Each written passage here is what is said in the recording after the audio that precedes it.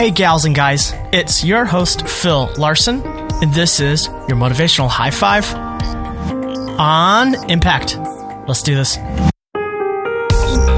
My friends, we're coming to the end of a new year. We're coming up on the 2-year birthday of the podcast. 75 episodes in. I feel so honored when I see those downloads and, hear about your story and coming alongside and you coming alongside me and really hearing about how we're all impacting each other's lives. If you want to be a part of that, we've got a good community going on at internalmotivators.com. It's a private Facebook group dedicated specifically for this podcast. Join us. Today on Impact. Seemed like a good message coming to the end of the year where we are reflecting on the impacts we've had in other people's lives and how we've been impacted by other people. There's a chance to kind of do some things over. It feels like a new season with a new year. And I hope you're doing some reflecting as well and asking yourself, what do I want to do differently in a new year?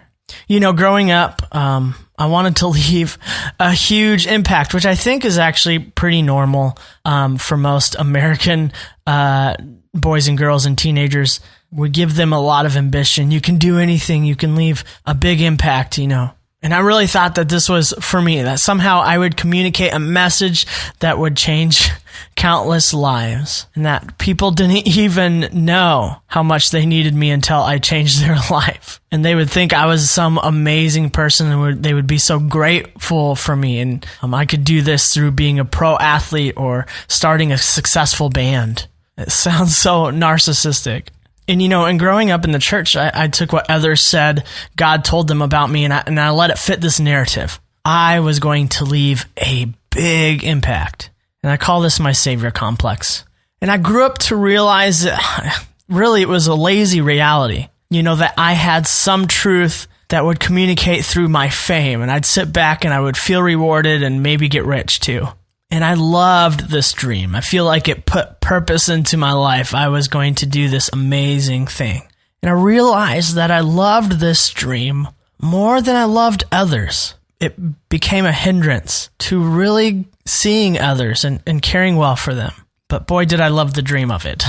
I grew up when my definition of impact grew deeper. I looked back on my life to realize those who impacted my life the most weren't pro athletes or professional or famous musicians. They were my own peers, my own family, and my own youth leaders who were normal people to me, just doing normal things, but being very intentional in living alongside me. You want to leave an impact.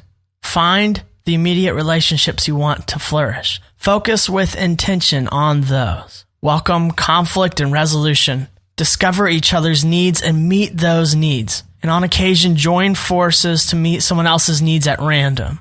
Put your powers together and your skills together and be creative. But refocus on those very intentional relationships you want to flourish. Build and challenge for personal and spiritual growth.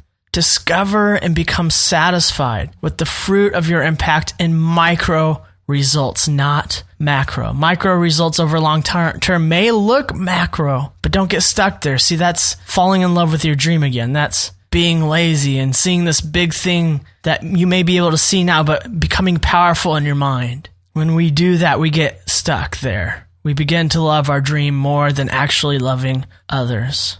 And there's this incredible quote that I cling on to by Dietrich Bonhoeffer that really helped put into words in an image for me a better way of living and seeing how I am in relation to other people and really seeing other people better. And the quote is this: people who love their dream of community will destroy community, but the people who love those around them will create community.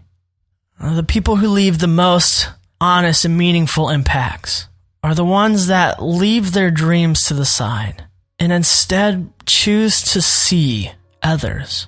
And part of seeing others is accepting others. Part of seeing others is choosing to offer a love that's unconditional. In order to see others this way, we have to remember our own faults and how when others are disappointing, we can be disappointing. And that's empathy. Seeing others individually. That's how you leave an impact. In closing, I'm going to read you this short story that you may have heard before. It's adapted from Lauren Isley's The Star Thrower.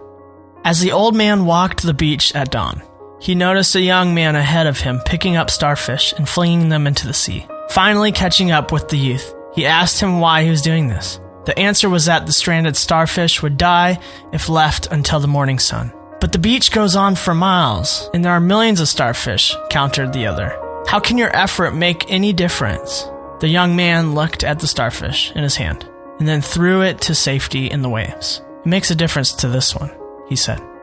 Friends, we all want our life to mean something, and that's good. That's not bad.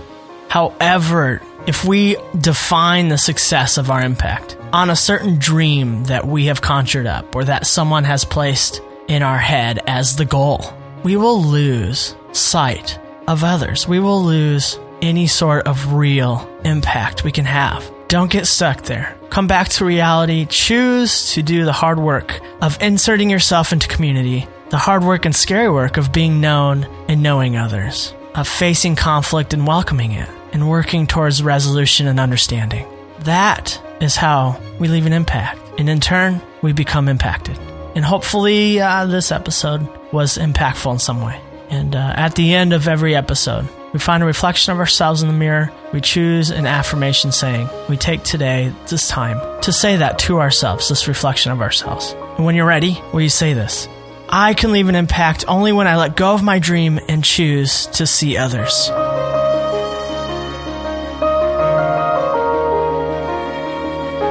One of the best ways to let go of our dream is to let go of our expectations. Not to lose our expectancy, but to let go of unrealistic expectations. And sometimes around the holidays, our expectations can get in the way of us being present and seeing others as people.